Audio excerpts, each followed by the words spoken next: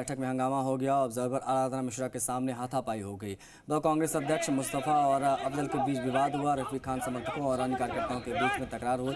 मोनी तिवारी ने भी समझाइश की कोशिश की। कार्यकर्ता मोहम्मद अफजल ने लगाया था आरोप, बीजेपी में रह चुके व्यक्ति को बना दिया ब्लॉक कांग्रेस का अध्यक्ष। इस बात से विवाद हुआ। इस दौरान आपसी मारपीट की तस्वीर भी सामने आई। आपसी मारपीट में एडवोकेट अफजल घायल हो गए।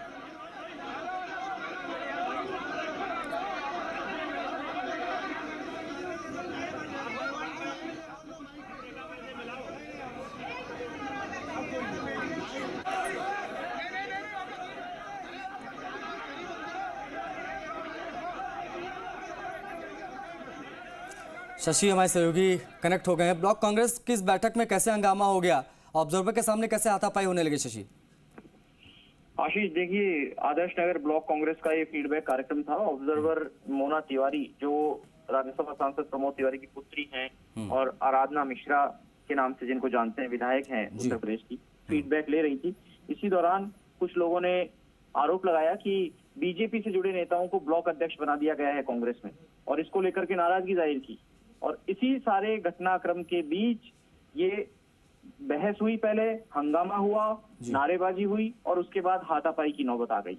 यहाँ तक कि जब नारेबाजी हो रही थी तब आराधना मिश्रा ने उन्हें रुकवाने की कोशिश की। उन्होंने कहा कोई नारा नहीं लगाएगा, लेकिन कार्यकर्ता शांत नहीं हुए। कुछ लोगों ने भारत माता की जय का नारा लगाया और साथ ही कार्यकर्ताओं ने उनका समर्थन दिया और उस आवाज को बुलंद किया भारत माता के जय के नारे लगाकर।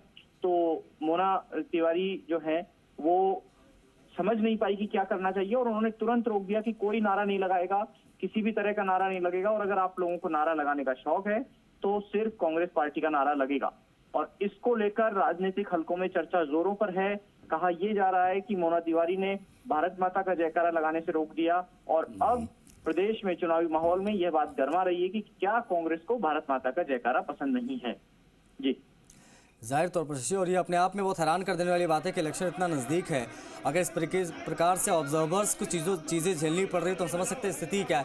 ये जो मैनेजमेंट होता है शशि, क्या इसमें कोई कमी रहती है जब ऑब्जर्वर्स जाते हैं, इस प्रकार की कोई बैठक होती है और आपस में सब भिड़ने लगते हैं इस तरीके से? क्योंकि बहुत सारी खबरें हमने देख ली, नारेबाजी की, अपने अपने जो कैंडिडेट हैं उनके समर्थक आपस में भिड़ जाते हैं और यहाँ पर आरोप प्रत्यारोप लगने लग जाते हैं। जी, आमतौर पर इसको आंतरिक लोकतंत्र का नाम देकर बचने की कोशिश की जाती है। बहरहाल अभी तक इस मामले में मोना तिवारी की कोई प्रतिक्रिया सामने नहीं आई है, लेकिन फिर भी यह बात जरूर है कि दो गुटों में झड़प हुई है। आदर्श नगर ब्लॉक कांग्रेस के ही है और इसमें एक व्यक्ति के चोटें भी आई है। एडवोकेट अफजल नाम बताया जा रहा है और उनका कहना है कि बाहरी लोगों को पार्टी में ब्लॉक अध्यक्ष बना दिया गया और पार्टी में बाहरी लोगों को जिम्मेदारियां दी जा रही हैं। कुछ नाराजगी कार्यकर्ताओं की इस बात को लेकर के भी थी कि आदर्श नगर विधानसभा क्षेत्र से बाहर के रहने वाले लोग ब्लॉक में और विधानसभा क्षेत्र में ज्यादा सक्रिय हैं। हालांकि विधायक रफीक खान को लेकर के भी लोग नाराजगी जताते हैं, लेकिन इस वक्त रफीक खान मौजूद नहीं थे और ना ही उनका कोई सीधे तौर पर हाथ दिखा। जी, तो इस पूरे मामले में क्या आगे जो विषय उठाए गए, इस पूरे हंगामे के जो आधार रहा, क्या इस पे पार्टी आगे बातचीत करेगी और क्या इसको देखा जाएगा? क्या वाकई में ऐसा है? देखिए, अभी तक पार्टी इस पूरे मामले को अवॉइड करके आगे बढ़ने की मंशा रख रही है, लेकिन ऐसा लगता नहीं है कि पार्टी के लिए ये आसान होगा कि इसको पूरी तरीके से इग्नोर करके आगे बढ़ लिया जाए। ऐसा लग रहा है कि मामला गर्मा सकता है। जिस तरीके से चर्चा हो रही है पार्टी के भीतर, पार्टी के बाहर, बीजेपी भी इस मुद्दे को ऊपर नजर बनाए हुए। जी आशीष, तो एडवोकेट अफजल जो घायल हुए उनकी क्या स्थिति है अभी? क्या कितनी चोट आई है उनको? हालत खतरे से बाहर है, लेकिन हाँ, चोट आई है और उनसे मारपीट हुई है, ये बात सही है। कुछ तस्वीरें भी आई है, हालांकि उन तस्वीरों में ये आइडेंटिफाई नहीं हो पा रहा है कि मारपीट करने वाले कौन है, लेकिन जिन लोगों के साथ में घटना हुई है वो जानते हैं एक दूसरे को, एक दूसरे को जानते हैं लेकिन एक दूसरे के विरोधी हैं। ये भी एक पहलू, और इसी कारण से ये घटनाक्रम हुआ, मारपीट हुई, विरोध हुआ। लेकिन बात यह है कि अगर पर्यवेक्षक के सामने आप अनुशासित नहीं है तो क्या चुनाव में कांग्रेस पार्टी एकजुटता से जा सकेगी? ये बड़ा सवाल कांग्रेस पार्टी के भीतर उठ रहा है। जाहिर तौर पर अनुशासन का सवाल तो शशि उठता है, लेकिन मैं अभी तस्वीरों में देख रहा हूँ जहाँ तक पुलिस कर्मी भी तैनात हैं और पुलिस कर्मियों की क्या भूमिका यहाँ पर है ये भी देखने वाली बात है, क्योंकि अगर इतनी संख्या में पुलिस वाले भी वहाँ पर हैं और हाथापाई हो रही तो क्या यहाँ पर आप कह सकते हैं कि पुलिस की भी मैनेजमेंट कहीं ना कहीं चूक इसमें हुई है, या बचा बचा कर चल रहे थे भाई एक ही पार्टी के लोग हैं, इन्हीं की सरकार है, थोड़ा संभल के? देखिए, पुलिस की बहुत ज्यादा भूमिका इसलिए भी नहीं हो सकती क्योंकि जिस पार्टी की सरकार है उसी पार्टी का कार्यक्रम था और उसी पार्टी के कार्यकर्ता अगर आपस में बहस कर रहे हैं। बहस में पुलिस नहीं रोक सकती, लेकिन हाँ, अगर हाथापाई होती है और लॉ एंड ऑर्डर की सिचुएशन बिगड़ती है तो पुलिस जरूर दखल देती है। और यहाँ ये जो चुनिंदा पुलिसकर्मी दिख रहे हैं, ये कार्यकर्ताओं को इधर उधर तितर बितर करने की कोशिश करते या रोकने की कोशिश करते ही दिख रहे हैं। हालांकि इनके हाथ में ज्यादा पावर नहीं होती है, क्योंकि ये कोई बड़ा एक्शन नहीं ले सकते हैं, इसलिए ये भी मूक दर्शक से ज्यादा कोई बहुत ज्यादा भूमिका नहीं निभा सकती। जी आशीष। आराधना मिश्रा की क्या प्रतिक्रिया आई इस पूरे घटना के बाद? उनका क्या कहना है और उनके लिए कितनी बड़ी चुनौती रही, क्योंकि इतने सारे जब आपस में भिड़ने लगे तो किस तरीके से उनके लिए सिचुएशन बिगड़ी, वो बताएं जरा। आशीष, इस मामले पर तो हमारी उनसे बात नहीं हो पाई। हमने कोशिश की थी लेकिन बात नहीं हो पाई। लेकिन जब बगरू का मामला हुआ, बगरू में भी इस तरह की थोड़ी बहुत नारेबाजी और नाराजगी देखने को मिली थी। तो उन्होंने वहां भी कार्यकर्ताओं को डांटा, लताड़ लगाई और उन्होंने कहा कि इस तरह की घटनाएं होती रहती हैं, समर्थन और विरोध साथ साथ चलता रहता है, लेकिन यहाँ व्यक्ति का विरोध हो सकता है, कांग्रेस पार्टी का विरोध नहीं है। उन्होंने कहा जब चुनाव में कांग्रेस पार्टी जाएगी तो सब साथ मिलकर के जाएंगे, एकजुट होकर के जाएंगे। ये उनका नजरिया है। बतौर ऑब्जर्वर, बतौर राजस्थान से बाहर के नेता, वो बहुत बड़ी भूमिका में भी नहीं है। वो केवल ऑब्जर्व कर सकती हैं और अपनी ऑब्जर्वेशन पार्टी के जो सीनियर ऑब्जर्वर हैं मधुसूदन मिस्त्री, उनको दे सकती हैं। उससे बहुत ज्यादा बड़ी भूमिका में यहाँ पर आराधना मिश्रा दिखाई नहीं दे रही है। जी आराधना मिश्रा ने जो जिस तरीके से हम दिखा रहे हैं कि नारेबाजी करने से उन्होंने रोक दिया, किस प्रकार का नारे लग रहे थे? क्या वाकई में भारत माता के नारे जो लग रहे थे उसको रोका गया, या समर्थक जो है अपने हिसाब से नारेबाजी कर रहे थे उसको यहाँ पर रोका मोना ने? देखिए, पहले उन्होंने नारेबाजी से रोका जो तस्वीरों में दिख रहा है जी। और फिर जब नारेबाजी कम हुई, अचानक कार्यकर्ताओं ने भारत माता का जय का नारा लगाया, तो उनके चेहरे के हाव भाव से ऐसा लग रहा है जैसे वो ये देखने की कोशिश कर रही है कि क्या किया जाए। तब उन्होंने सभी तरह के नारे रोकने की बात कही। उन्होंने कहा कोई किसी तरह का नारा नहीं लगाएगा, और अगर आप लोगों को नारा लगाने का शौक है तो भारत कांग्रेस पार्टी का नारा लगाएंगे। और उसके बाद कुछ कार्यकर्ताओं ने कांग्रेस पार्टी का नारा भी लगाया। लेकिन सवाल यह उठ रहा है कि क्या सोच रही और क्या नजरिया रहा? क्या भारत में रहकर भारत माता का जय का नारा लगाने से रोका गया? अगर ये इशू है तो बीजेपी भी इस पर नजर बनाए हुए हैं, दूसरी पार्टियां भी इस पर नजर बनाए हुए हैं। हो सकता है कुछ लोग चुनावी मुद्दा बनाने की कोशिश करें, कांग्रेस पार्टी और आराधना मिश्रा इस मुद्दे को दरकिनार करने की कोशिश करें, लेकिन प्रथम दृष्टया ऐसा लग रहा है कि नारा लगाने से रोका। अब वो माहौल शांत करने के लिए था या भारत माता का जय का नारा लगाने से रोकना चाहती थी आराधना मिश्रा, ये अभी हम थोड़ी देर में और उनसे बातचीत करने की कोशिश करते हैं, तब साफ हो जाएगा। ठीक है शशि, ये जो हंगामा हुआ है इस पर प्रतिक्रिया आई, जरा दर्शकों को ये भी सुना देते हैं।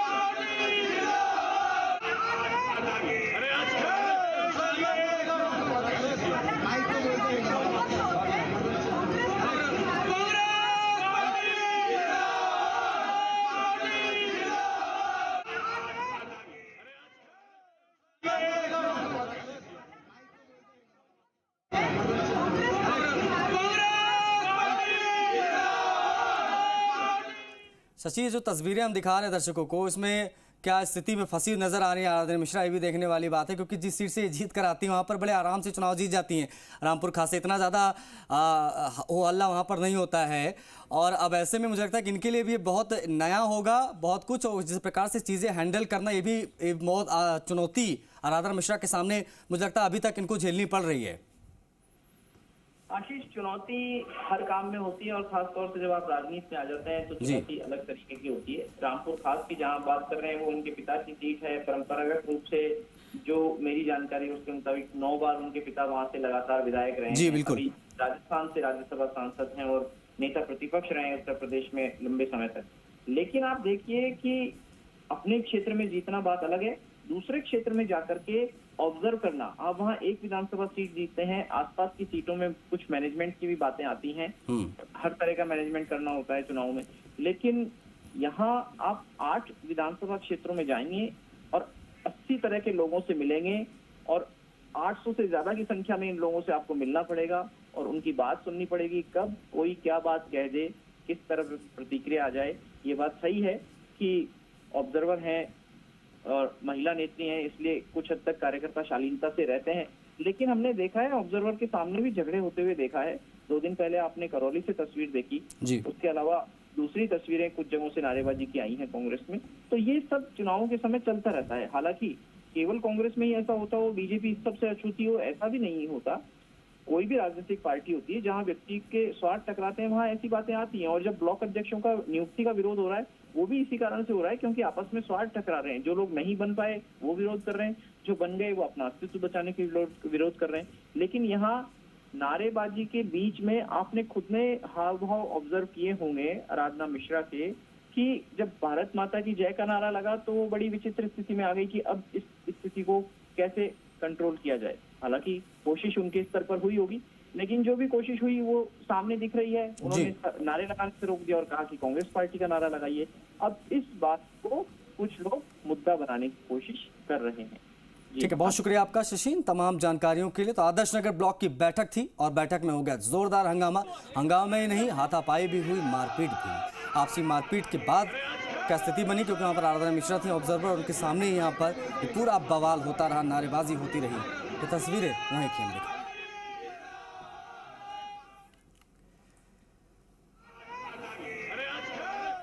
बढ़ेंगे आगे। देखिए, बाड़मेर जिले के सदर थाना क्षेत्र में